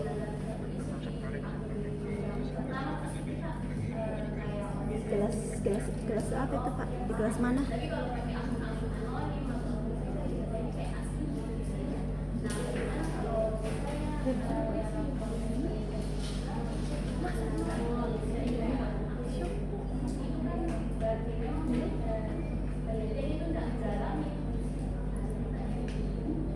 Nah, itu sebenarnya yang salah satu penanggapan penjelasan saya tentang kelemahan risetnya.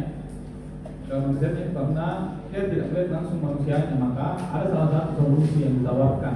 Solusi yang ditawarkan itu kita bisa melakukan kalau dalam terjun di dalam media di dalam satu hashtagging atau dalam satu komunitasnya bisa dilakukan langsung wawancara.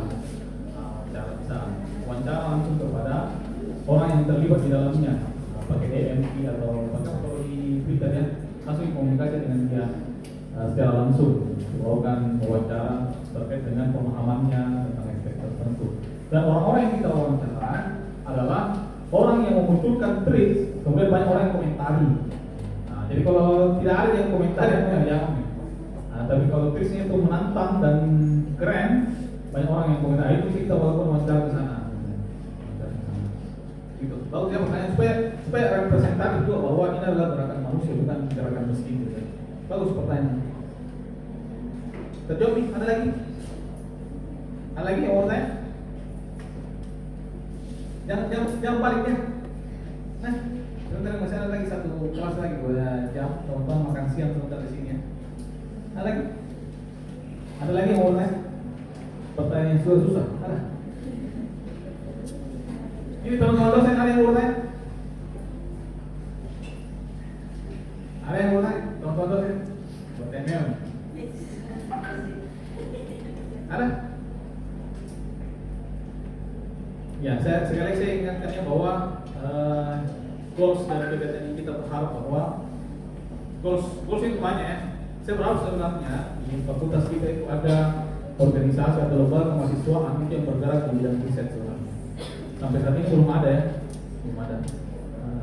Saya rasa itu saya sudah komunikasikan kemarin, agak panjang sebenarnya prosesnya untuk membuat lembaga kemahasiswaan dalam waktu dekat. Tapi kalau teman-teman ada inisiatif, misalnya kalau diantaranya ada yang dari BEM, inisiatif itu kita bisa ajukan bersama untuk membuat lembaga kemahasiswaan di bidang riset. Saya rasa di bidang-bidang di LK di sini itu ada semua jenis bidang risetnya. Di BEM kita ada bidang risetnya, di FPC ada bidang risetnya, di CESPOL ada bidang risetnya. Tapi kan kita mau secara khusus memang untuk di bidang riset gitu, fokus kepada riset. Sangat ajaib saya rasa ya. Sangat ajaib kurasa kalau kampus yang menjalankan Tridharma perguruan tinggi ada penelitian dan pengajaran, kemudian tidak ada lembaga mahasiswa yang bergerak di bidang riset. Ironi, sebenarnya saya ironi ya, ironi. Padahal dosen itu mesti banyak-banyak melibatkan dalam penelitian, bukan hanya sekedar ketika skripsi saja sebenarnya. Jadi kalau ada hibah-hibah riset atau teman-teman melakukan riset, ya libatkanlah. Saya juga mau melibatkan ke mahasiswa karena kalau kita mau meneliti sendiri berat. oh saya sudah banyak kalau melakukan penelitian sendiri itu pusing. Jadi karena tidak bisa jadi Superman, tidak ada Superman ya. Karena kita bisa kerjasama bareng dalam dunia penelitian. Oke, ada yang mau bertanya lagi? Pertanyaan-pertanyaan yang susah ada? Wah, sombong saya. Bukan sombong ya, percaya diri. Ada yang mau bertanya? Cukup? Cukup. Bu Ayu mau bertanya?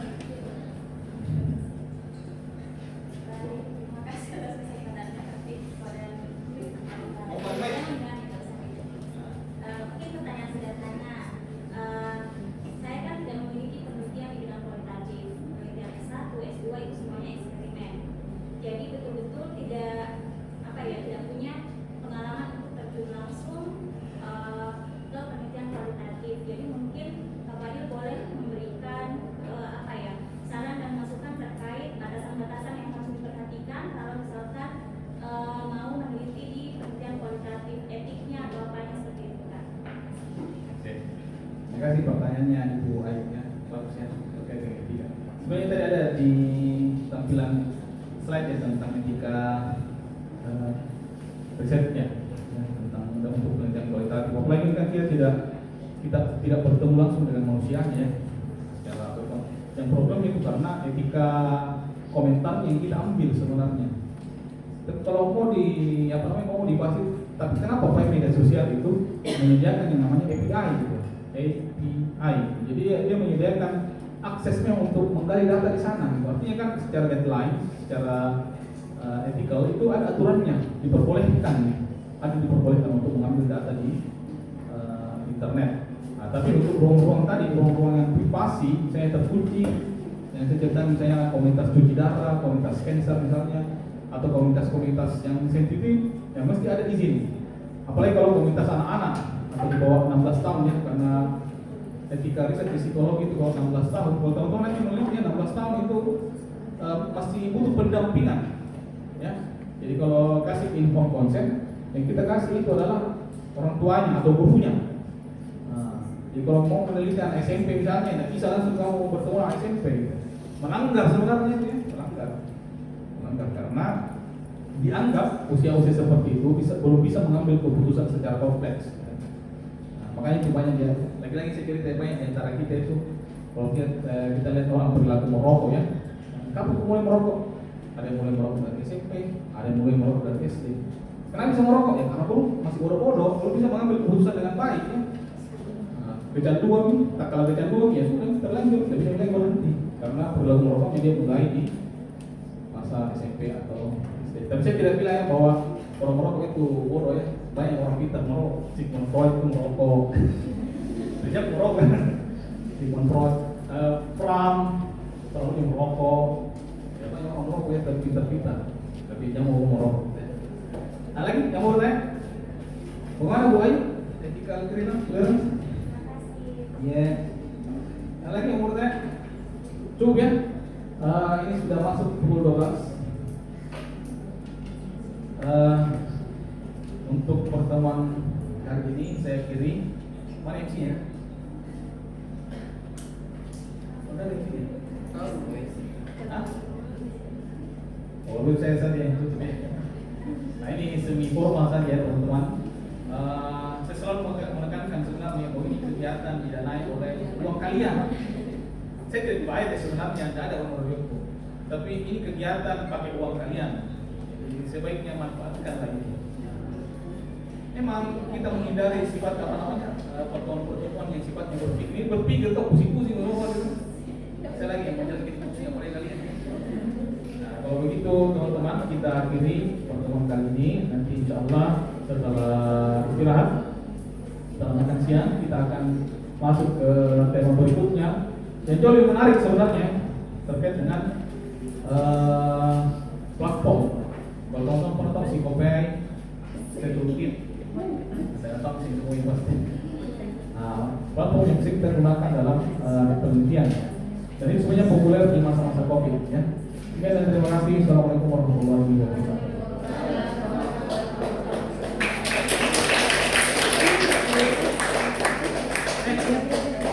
Sebelumnya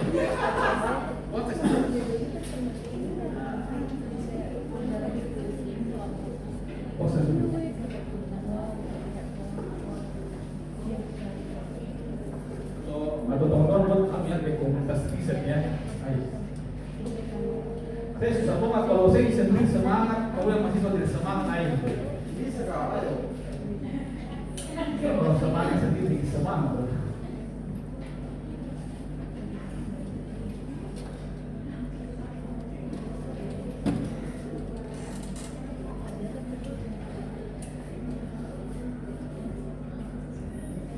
Sudah? Tidak sudah masuk kuliah. Dulu kayaknya saya melihat tadi.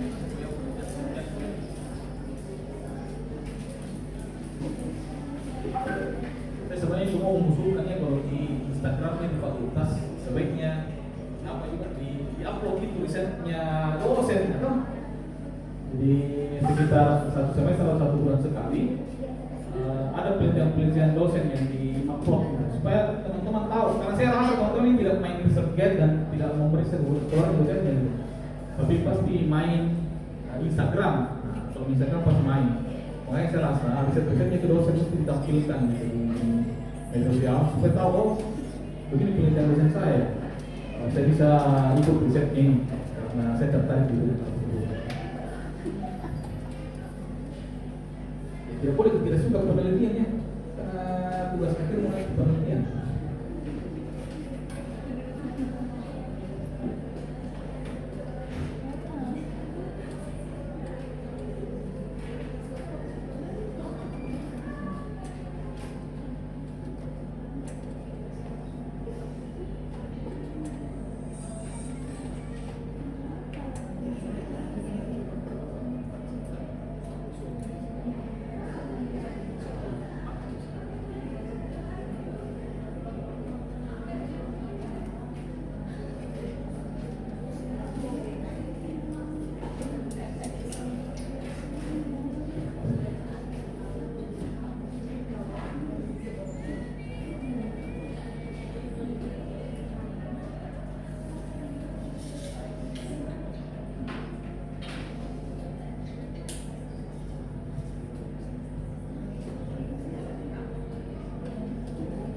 Ini tadi ya teman-teman, kalau teman-teman mau cari ketika etik guidelines yang untuk penelitian di media sosial bisa dicari di AOIR, Association of Internet Regulation, apa kan? Research, Internet Research, etik guidelines. Ini sudah disampaikan bagaimana caranya melakukan penelitian di media sosial internet.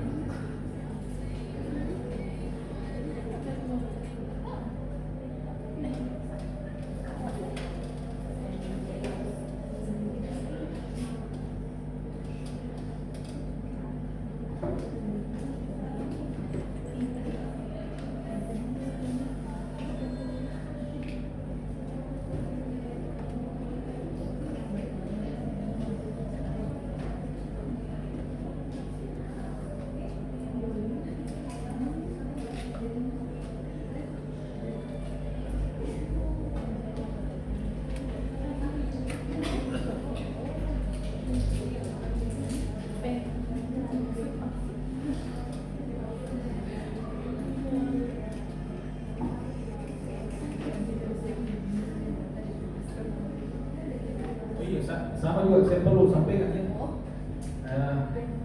Untuk perkembangan riset di sini, saya lihat riset mahasiswa yang mengatasnamakan riset eksperimen. Konsepnya itu begitu terus, belum ada perkembangan, kan jarang. Konsepnya apa? Pretest post test. Ya seperti itu, kasih pelatihan, kemudian dilihat apa post testnya setelah melakukan pelatihan.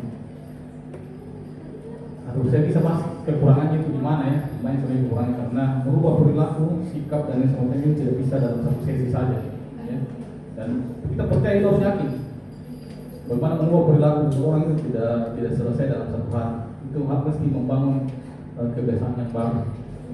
Kenapa misalnya kita mesti orang Islam, kenapa kita misalnya berpuasa 30 hari, 3 hari itu untuk membentuk perilaku baru sebenarnya itu.